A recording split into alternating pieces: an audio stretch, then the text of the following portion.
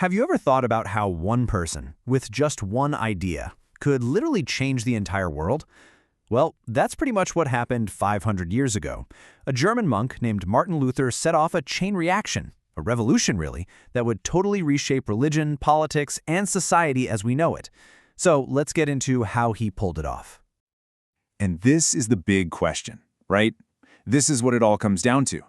We're going to see how a single piece of paper, basically a list of complaints, nailed to a church door, could spiral into a movement that would crack one of the most powerful institutions on the planet right in half.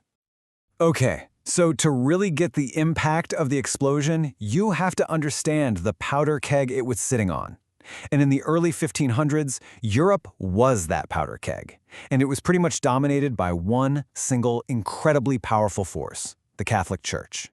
You gotta understand, the church wasn't just about religion. Oh no, it was a superpower. It had huge political influence. It collected taxes from regular people, and it gathered just unbelievable amounts of wealth. And this meant that while most people were just trying to get by, a lot of the top church leaders were living in absolute luxury. Now, in the beginning, the church's teaching on how to get to heaven was pretty straightforward. It was basically a three-step process. You confess your faith, you ask for forgiveness for your sins, and you do good works. Simple enough, right? But over the years, that third step, doing good works, it started to get, well, a little complicated. And this is where something called indulgences comes into play. The church started selling these, kind of like a spiritual shortcut. The idea was you could pay money to get an official document that would forgive your sins or even reduce your time in purgatory. The bottom line is, getting into heaven wasn't just about faith anymore, it suddenly had a price tag. And for the church, this became a huge source of income. And to make matters worse, the church basically had a monopoly on information. Think about it. The Bible, the church services, everything was in Latin, but the average person couldn't read or speak Latin. This meant they were totally dependent on what the priest told them. There was this huge gap between people and the actual sacred texts of their own religion. So, into this world of wealth, power, and confusion walks our guy, Martin Luther. Now, Luther wasn't your average person. He was a university professor and a monk. And critically, he could read the Bible in the original Latin. And the more he studied it for himself, the more he became convinced that the church had lost its way, that it wasn't even following its own rules anymore. So in 1517, Luther decides he just can't keep quiet. He writes up this list of 95 arguments or theses that call out the selling of indulgences and other things he saw as corrupt. And then, as the story goes, he walks up to the church in Wittenberg, Germany, and nails this list right to the front door for everyone to see. This right here, this slide really gets to the heart of the entire conflict.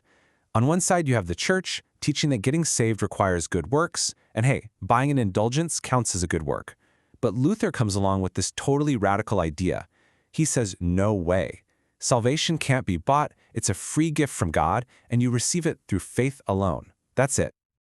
Now, posting a notice on a church door was actually a pretty normal way for academics to start a debate.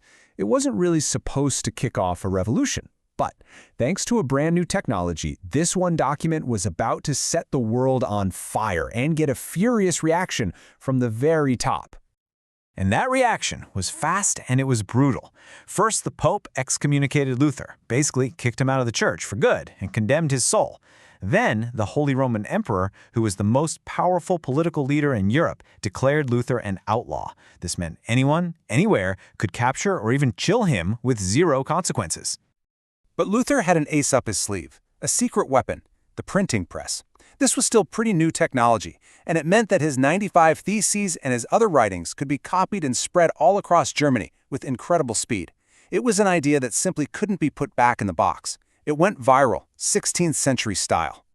I mean, just look at how quickly things escalated. He posts the theses in 1517. Just 4 years later, in 1521, he's an excommunicated heretic.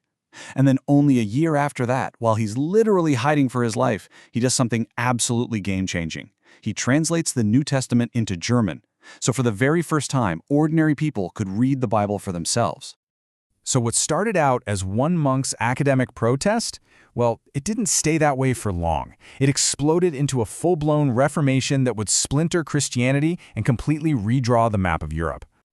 The people who agreed with Luther's ideas came to be known as Protestants because, well, they were protesting, and they started forming their own churches.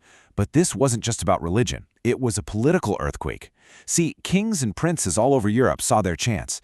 They could break away from the Pope's control, seize the Church's massive lands and wealth for themselves, and become way more powerful. And Luther wasn't the only one for long. His incredible courage inspired a wave of other thinkers. Over in England, a man named William Tyndale translated the Bible into English, and he was actually executed for doing it. And in Switzerland, another reformer named John Calvin started taking these new ideas in a whole different direction.